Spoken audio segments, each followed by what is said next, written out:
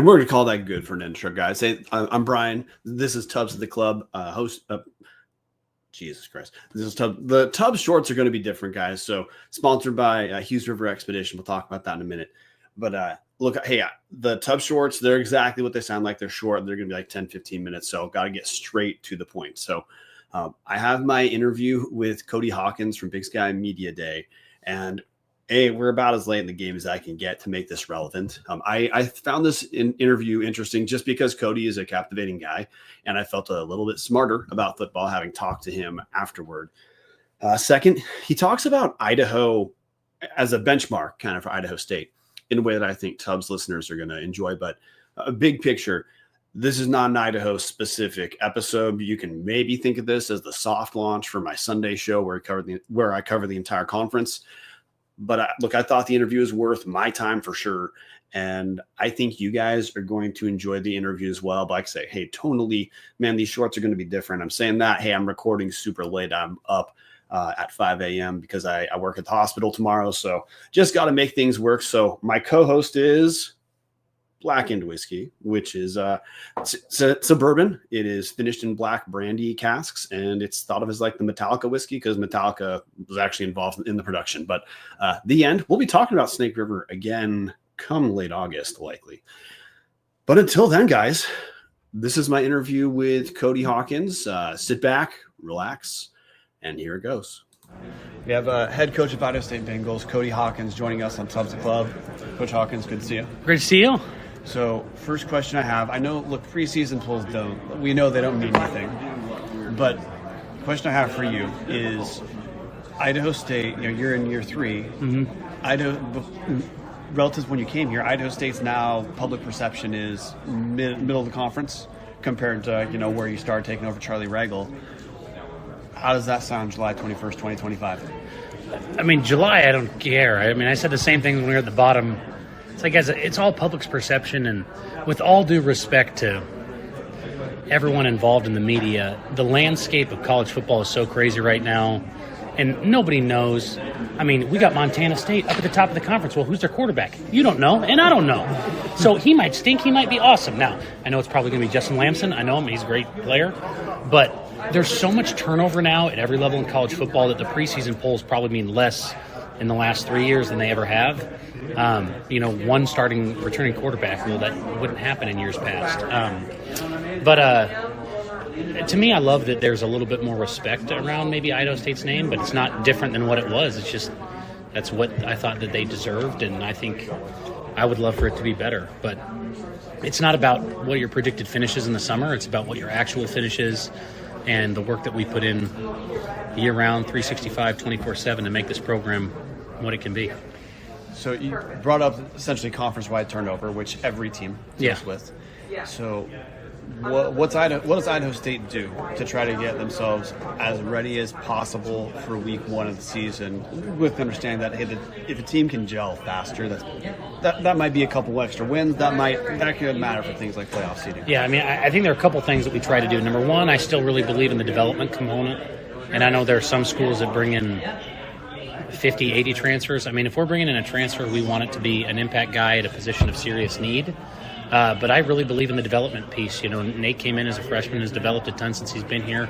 We were lucky enough to get Stryker as a transfer, but even looking at his physical development, and in particular the development of the whole offensive line, has been impressive. And we know that's where our bread has to be buttered. So I really believe in our strength and conditioning program, our nutrition program, our supplement program to help develop really good guys.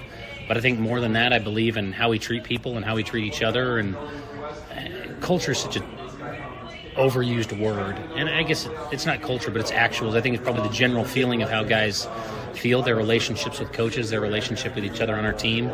And that's an important emphasis to me of why we'll do stuff in the summer and why we're going to do the things that we do for team unity during camp is, working really hard year-round is a given. That's your ticket to admission to play in the best conference in FCS. But it's the work that you do, with the people, how you work with the people that's going to make the difference in the program. Speaking of development, Jordan Cook's back. Yep. Is he going to be the starter, or is that unsettled? It's still up in the air. Everybody wants to know that. I would like to know that. I know I asked those guys the same question last night. I think, the development piece, I think our quarterbacks, now they're lucky that we have a lot of resources invested in quarterbacks from a standpoint of we have a quarterback coach. I coach the quarterbacks and run the offense, but how much we throw it, they're going to develop a lot. And Jordan's done a great job developing. His ceiling's through the roof, and he's still trying to scratch and claw to get as high as he can go. And I love Jordan as a human and as a quarterback, but those other guys have done a great job, too, that they merit being in the conversation. I would put our quarterback room against anybody in the conference, and I know everybody last year I thought we had 4 FBS quarterbacks on our roster, guys that could have played and probably could have if they transferred. I mean, Jordan had opportunities to leave, but he didn't because, now he married a Pocatello resident, so that helps. But, but I think he believed in how he was treated and kind of understood the vision of, okay, hey, maybe this 1 year is going to be good for me to redshirt, and then I can push and go after that. He didn't get cast aside, but you got some younger guys that'll get in there and scrap too, who can throw the ball really well and have had a lot of good reps accumulated throughout the years. What position groups in particular do you feel like, if Idaho State's going to be competing for a playoff spot from the last couple of weeks of the season, what position groups do you feel will probably have shown enough development for Idaho State to take that step? Yeah, for us, number one, it's the offensive line piece. Part of the reason the whole schematic idea of when you showed up was it's easier to throw the ball than it is to run the ball, but you can throw the ball with bad linemen, you can throw the ball with good linemen. To run the ball, you need good linemen and good backs. And then you also need coaches because in this conference you're going to go up against good ones and have to create schematic advantages. But having John Hughes and retaining him this offseason, where there were a couple blue blood Big Sky schools that tried to take him and he stayed, was a big deal. Stryker had people try and take him and he stayed. That was a big deal. But he can take, our whole offensive line room is talented, and that's what's we're going to have to run the ball better and be more of a force at the line of scrimmage to be better. Part of the way we're compensating for that on defense is we're going to spend more time in multiple fronts than being more of a 3-down team, which I think is good. But I'd probably say the secondary is going to be challenged the most. Just when you play more of a drop 8 scheme, it's easier to disguise those guys. When you're more of a 1-high team, your answers are really to bail them or play man, and you can cloud them a little bit. But I think our linebacker room is deep and experienced. Nate and Taylor are the 2 best linebackers in the conference, but with one more guy at the line of scrimmage all the time, you're going to have one less guy on the back end. So I'd say the offensive line has to continue to develop the way they want to, because we'll have to run the ball, breaking in a new quarterback and a bunch of new receivers. Really excited about where our front will be there, and then excited to see the back end on defense. My experience of Idaho State as a rivalry is that energy has been growing significantly the last few years. Like, look at basketball, those for Idaho. Some of the best attended games. Last time Idaho State was in Moscow, it was not at that level. It was a pretty damn good crowd. Yeah. What's your perception of the Idaho State rivalry? For me, it's always been about taking care of ourselves, and I know that's funny. To me, the Idaho State thing that's the weirdest is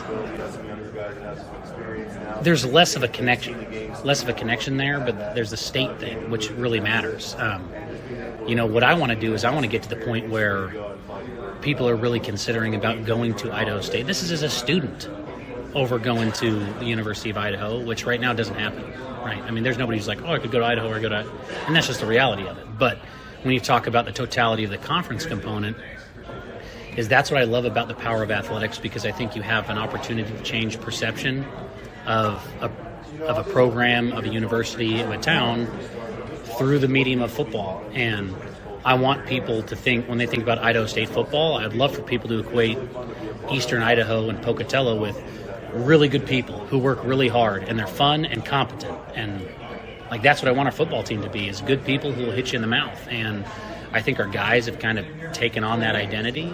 Now, hey, we have a ways to go to get to the top of the mountain, but we have the right people on the train. We're heading in the right direction. And that's what's been exciting, just to see.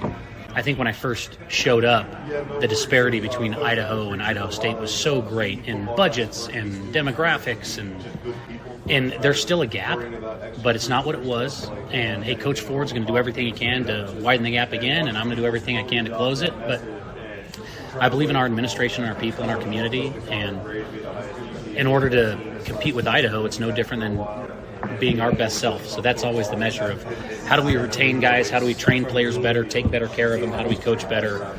Because Idaho's a great opponent with a great history. Obviously, has had a ton of recent success and in history past. So you can learn some things from them, from what they've done to be successful. But I'm excited that the rivalry has grown because we are more relevant. We're only more relevant because of the work of the players in the administration, not what I've done. Last question for you. Mm-hmm. So for our Idaho listeners, mm-hmm. we're going to see you guys last week of the season. Yeah. Who are some names both sides of the ball that you think Vandal fans should probably get themselves acquainted with so that they know who they're looking for when Idaho State comes? Why don't I just say nobody and go sneak attack? Gosh dang, guys on our... Let's see, on offense, give me 5 names, Strike. Jordan Cook, I'd say Brett Spencer. I'm excited for Messiah Johnson, Jonah Burton, and Zion and Mike, obviously, too. So. Yeah. What do you think on defense? Colin Lewis, Gabe Tahir, Taylor Tuioti, Jackson Irwin, Mason Young. It's been an interesting, fun offseason. Just on offense, we didn't have a bunch of new guys come in, but we ended up moving a quarterback to running back. That's Brett Spencer, who's a really dynamic player, and kind of like if you think about what Hunter Hayes did from the running stuff, but Brett's 10 times the athlete Hunter was. So similar package, but much different effect. Whereas you weren't going to put Hunter running back or receiver, where you could do that with Brett. He's not Tommy Malott, but when they were doing the 2 quarterback stuff, it's a similar thought. He mentioned Messiah John, like our offensive line, like there are going to be a lot of guys in there that you'll see that have done a good job. But our receivers will have numbers, so you're going to hear Zion Nunnally and Mike Shulikov if they stay healthy. And then Jonah Burton, he's a really good. So like of those 3 receivers, 2 of them will be in the top 5 in the conference and catches probably. So they'll hear about them. And the guys he mentioned, Taylor Tuioti and Nate. Tate got hurt most of last year, but he was a guy that we thought was going to be an all-conference guy last year, but had a red shirt, took his red shirt and stayed. So we're excited about him. Colin Lewis is a former Marine, so he's an old guy, but he plays 3-tech and does a good job up front. And you'll just hear more of our. We had some really good D linemen in the past. Obviously, Logan George had a bunch of TFLs last year, but anytime you're playing more of a one-gap defense, they're going to make more plays. When they're not two-gapping, they're going to have more TFLs, quarterback hits, and stuff like that. Mason Young got some all-conference honors in our strong safety position. Just he'll be much more active, and it's something we told. Like he's a perfect fit for it. Like he's a little dude, but he smacks people. Like he smokes dudes. I'm excited to see him play again. He's really been rejuvenated and has grown up a lot during the offseason. And Gabe Tahir is a transfer from Boise State who plays corner for us. And our corners, we used to play with 2 corners on the field. Now we'll probably play with 3, just in the schematic adjustments. So you'll see a lot of him. All right, that's Cody Hawkins, head coach of Idaho State football. Thanks for your time. Yeah, thanks, Brian. All right, so hey, we're closing in that 15-minute mark, so we're gonna have to call this a day pretty quick. But okay, some stuff that I thought was interesting from that interview. One, just a quick hot take: if you guys are paying attention to Big Sky football, there's, like he said, there's 1 returning starting quarterback in like the entire conference. That's Ty Pennington at NAU. Well, Cody Hawkins thinks that Justin Lamson, the transfer from Stanford to Montana State, will be the quarterback for the Bobcats. So. We'll see how that goes. Thought it was interesting to hear that Jordan Cook, quarterback for Idaho State, starter in 2023, redshirted 2024, that as of now, it didn't sound like he was, for a fact, going to be the starter, which, kind of a surprise. Cook absolutely has arm talent, and he showed he can play a bit in 2023, but I suppose you could say it's different when Idaho State's trying to just not be a dumpster fire versus, like they're in both media and coaches polls. Idaho State was picked number 7, which is, it's 12 teams in the conference. Like they're just south of the exact median position. But that's a pretty big step up for what Idaho State's been understood, for previous seasons. And I guess last thing that stood out to me is I thought it was interesting when Cody Hawkins was talking about Idaho State compared to Idaho right now of, when the question was about the rivalry and how he, understood or related Idaho State. Cody's a pretty straightforward guy. And I liked that he acknowledged, which this is my lived experience too. When I was a student and I got my undergrad in 2010, Idaho State wasn't really a rivalry in any meaningful sense. And now it is. Like, it's new, but I agree with his assessment that, part of the connection you would say is the state of Idaho. But I think the other connection is just Idaho going back to the Big Sky and Idaho State beating the shit out of Idaho in 2018 as, kind of resetting how Idaho and Idaho State orient each other. And I brought up basketball with Coach Hawkins, because my experience absolutely has been that Idaho State basketball, the attendance, the energy is pretty good relative to what I'd call, Idaho's best. I'll say rival in basketball, that Idaho State's the team right now. Look, both those teams are comparable. Idaho's been, even with Pribble bring the team up a little bit, they're not close to middle of the conference yet. So, that's just where they are. But to stick to football, I also thought it was interesting to hear Cody Hawkins talk about just the way offensively he called plays the last 2 years. Much of what dictated that was just the lack of strength of the offensive line. Like, you heard him say, hey, you can pass the ball with a shitty O-line, but you can't run the ball without good backs and good line. And what you saw last season is Idaho State, they still pass more than they ran. And I don't think that'll ever change with Cody Hawkins, but run the ball is a much bigger facet of Idaho State. So, hey, bringing all that to say, hey, Idaho State to me is one of the more interesting. If I look at the Big Sky Conference and I'm thinking of a team that's not my Idaho Vandals, or if I'm a Montana Grizzly, I'm trying to find a team that's interesting that's not the Montana Grizzlies. I actually think Idaho State's a very interesting team. One, they were a team that was terrible a few years ago, and their rebuild is an actual rebuild, which I think that's cool. That makes them interesting to me. Two, it's just any of the non-premier teams in the Big Sky that can become good or interesting, or ideally both, makes the conference better. So, hey, Ron in the comment section, who's been my support staff here tonight, saying Idaho State will upset someone. They're essentially the Mendoza line of the conference in some ways right now. Before we've had snap one of the season take place, take that for what it's worth. But the fact of Idaho State being at that level, I just think that it's an interesting story. I think there's intrigue in Pocatello in the way that for much of the time I followed the Big Sky Conference, that just hasn't really been the case. So that was why I wanted to interview Cody Hawkins. I don't think he disappointed at all. And I also think just hearing him talk about Idaho State in relation to Idaho, if you're a Vandal, which most of my listeners are, I think you hear, Cody Hawkins say well, hey, part of rebuilding Idaho State football, it's also just trying to up the prestige of the university. And when Cody said is something, I'm not saying this to pat myself on the back or pat anyone on the back, but I completely buy what he said. Whereas my caveat would be, unless you're going into health sciences in the state of Idaho just opened up, health sciences, college within the University of Idaho. But throwing that aside, if there's comparable departments, Idaho is the flagship school. So the fact that Cody Hawkins is saying that out loud and also saying, hey, part of rebuilding Idaho State football, it's kind of trying to up the university itself, trying to become competitive with Idaho. I actually think that's really, that's probably the way I think is most helpful as a non-Vandal to understand what the budding rivalry or the growing rivalry between Idaho and Idaho State is. Last thing I'm going to bring up, Hawkins didn't bring it up directly, but Idaho State has a new defensive coordinator, Grant Duff. He had been the DC at Weber. And I got to say, look, also Idaho State has a new safeties coach that Vandals are familiar with. Bobby J is in Pocatello. Bobby J is a former DC from San Diego. He did good work at Idaho. So I don't know. I guess if you're just trying to know more about the conference, hey, you do.